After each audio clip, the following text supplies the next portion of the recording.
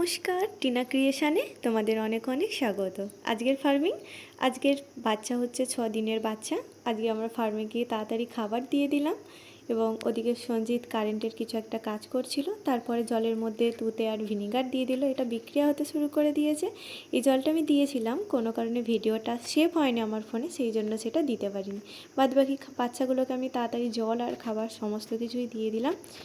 আর বাচ্চাগুলোকে একটু তাড়িয়ে দিলাম, কারণ টেম্পারেচার এতটাই কম ছিল, ঠান্ডা ছিল, সেই কারণে বাচ্চাগুলো জড়াচ্ছিল, একটু তাড়িয়ে দিলাম।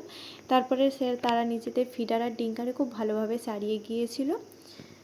এই দেখো, দেখতেই পাচ্ছ, কারণ আবার ঠান্ডার বাতাস বইছিল, তার উপরে ওরা বেশ সুন্দরভাবে ফিডার আর ডিঙ্কারের মধ্যে বসে পড়েছিল।